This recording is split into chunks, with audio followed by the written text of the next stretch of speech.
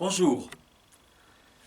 Bien, j'ai le plaisir, dans le cadre de l'Institut des Andalousies du Maroc, comme de celui de Occitania et l'Andalous, ici à Toulouse, d'avoir un petit échange avec mon ami Alem Sur Garcia, qui a un rôle particulier sur toutes nos questions andalousiennes, de diversité, d'identité, d'histoire, et qui joue un rôle très important ici dans la région toulousaine, et d'ailleurs et plus largement encore. On espère bien aussi le voir au Maroc bientôt.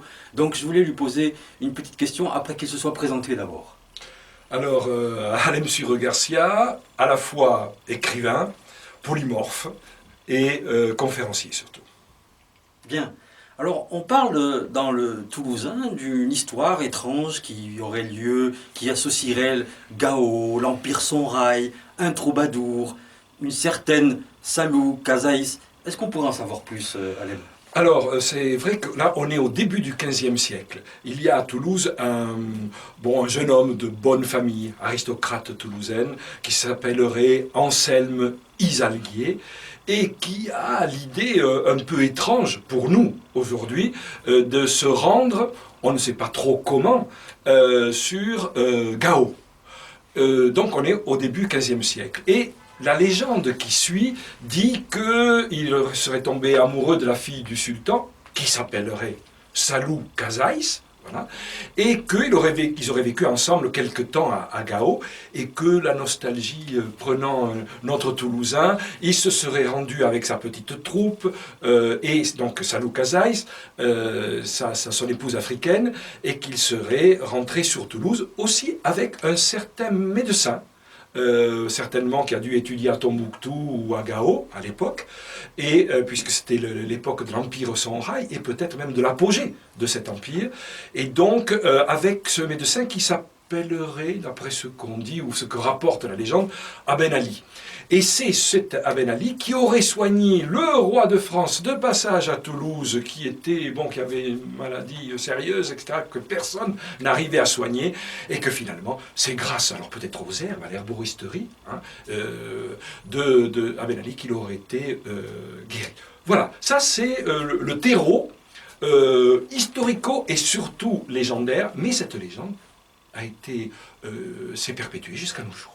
Oui, ce qui est intéressant, je trouve, dans cette histoire, c'est que c'est son épouse qui l'amène. C'est pas une captive, c'est pas une courtisane. C'est apparemment la fille du sultan ou de l'entourage du sultan, en tout cas. Hein. Oui, donc c'est assez remarquable qu'à l'époque, on puisse revenir au pays avec une personne de couleur qui est son épouse et qu'on impose son environnement à l'époque. Ça a dû faire sensation, je pense. Ah oui, ça a dû faire sensation. Déjà, bien qu'on connaisse des Africains, hélas par le commerce des esclaves déjà, qui existe par les ports méditerranéens. Mais là, il s'agit d'une personnalité, de toute façon, de Gao. Hein. C'est pas apparemment n'importe qui. Très bien. Alors on parle aujourd'hui à nouveau de cette histoire, donc à partir d'une tour du Mort, d'un château.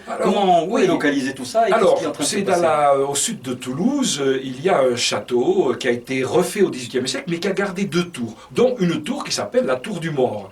Alors, évidemment, c'est qui est lié à Salou Kazaïs, notamment Salou Kazaïs et Anselme auraient eu des enfants, bien sûr, et qui sont des enfants mulâtres, certainement, et dont un des fils, par la suite, qui s'est appelé la Tour du Mort, parce que Mort, c'était en même temps pour signaler aussi bien arabe que mort, mais plus mort, hein, parce que mort mauritanien, ça veut dire brun. Hein. Hélène, il y a un petit coup de téléphone, c'est pas grave, on va quand même continuer. C'est la réalité du quotidien. Voilà. J'en profite pour saluer Hélène Potier, notre chère amie, notre complice, qui est aussi en plein engagement avec nous dans toutes ces aventures. Pour préciser, je ne peux pas résister, cher Alem, ayant abordé cette première histoire, juste que si tu pouvais nous dire quelques mots sur un mariage qui aurait eu lieu avec un grand général berbère dont tu as transcrit toute cette histoire sous la forme d'un opéra et que j'aimerais bien qu'on en dise quelques mots puisque tu as le fin savoir de cette aventure? Alors ça remonte, c'est encore plus haut, là on est au XVe siècle, et là on est au 8e siècle. C'est-à-dire que quand les troupes de Tariq débarquent en Andalousie, ces troupes vont remonter vers le nord, vont prendre bien sûr Cordoue, et surtout aussi la capitale du royaume visigothique qu'il y avait à l'époque, qui est Tolède. Et en prenant la capitale visigothique Tolède, on a la légitimité de prendre tout ce qui relève du royaume visigothique. Donc ce qui veut dire traverser les Pyrénées et prendre la région de Narbonne. Donc les troupes prennent Narbonne, qui va devenir après Arbuna, qui va s'appeler Arbuna, 719, quelque chose comme ça. Mais la grande ville que l'on veut prendre et qui a été capitale visigothique, c'est ça qu'il faut dire, c'est Toulouse.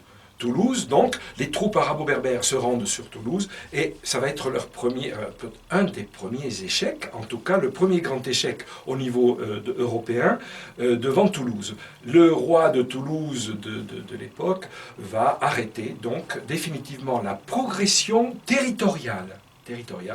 Les troupes arabo-berbères vont se replier vers Carcassonne et surtout Narbonne, qui va rester pendant une quarantaine d'années dépendante de l'émirat de Cordoue.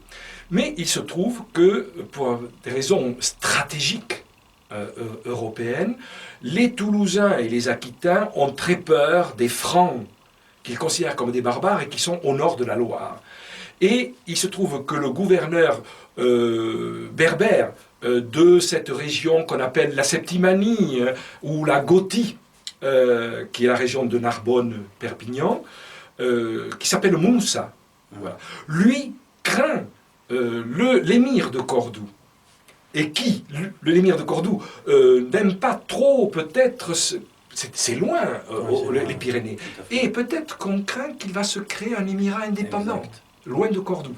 Donc, Moussa a très peur, évidemment, de ces troupes-là. Donc, qu'est-ce qu'on fait quand les deux, le roi de Toulouse, le roi-duc de Toulouse et le gouverneur de Narbonne, qui ont des dangers, l'un au sud, l'autre au nord, eh bien, ils vont pactiser. Voilà. Alors ça, c'était un scandale à l'époque, en Europe. Et en même temps, pour l'émir de Cordoue, qui n'aime pas ce pacte avec l'Aquitain toulousain. Donc, mais ce qui va créer le scandale le plus grand, c'est que le prince de Toulouse, Aoudun, va donner sa fille, qui était considérée comme une très belle fille, une très belle princesse aquitaine, va donner sa propre fille en mariage, comme gage de ce traité, à Moussa. Ça, c'est inscrit dans les livres d'histoire arabes et les cartulaires latins de l'époque. Évidemment, ce scandale est énorme. Alors évidemment, la destinée de tout ça est assez tragique. Est assez tragique. Mais le sens est important. La destinée tragique, ça veut dire que les troupes d'Abderrahmane vont remonter par les Pyrénées et vont tuer Moussa et sa femme, sa jeune femme, qui s'appelle Lampadia, est tellement belle, et puis c'est un otage important, va être amenée, disent les ouvrages, dans l'entourage du calife de Damas, à l'époque, qui s'appelle Hicham. Donc, après, on ne sait plus. Et toutes les histoires romantiques vont reprendre, évidemment, surtout à l'époque de l'orientalisme, et où on redécouvre l'Andalous en même temps, et on redécouvre les troubadours. Donc, on va ressortir cette histoire-là. Et nous la ressortons aujourd'hui parce qu'elle est très intéressante, comme celle de Salou Kazaïs, dans le contexte contemporain, justement, de rapprochement des peuples, ou en tout cas de cohabitation intelligente possible, etc., de ressortir cette histoire-là. C'est pour ça, comme tu disais, il y a en 2018, qui est une année relativement importante au niveau de la culture occitane ici à Toulouse, eh bien, je pense qu'il y aura, fin décembre, à l'Opéra de Toulouse, au Théâtre du Capitole, un ballet sur cette histoire-là. On espère aussi qu'il aura lieu à Marrakech, et que je terminerai quand même pas sans qu'on t'interpeller pour saluer tous nos amis, historiens, passionnés d'histoire de l'Andalous au Maroc et à Marrakech. Bien sûr. Je pense qu'on a une confraternité de la culture, de la diversité, de nos histoires communes. Et on voit que cette histoire, elle est commune des deux côtés de la Méditerranée. Voilà, tout à fait. Et qu'on la partage. Donc voilà, merci beaucoup Alem. Je terminerai, tu avais la personne qui a peut-être beaucoup, qui est comme un passeur intéressant, qui est Mohamed El Fassi, qui a été, je crois, ministre de la Culture à un moment donné, et qui a compris l'intérêt de la relation qu'il y avait avec la culture occitane et la culture marocaine. Tout à fait.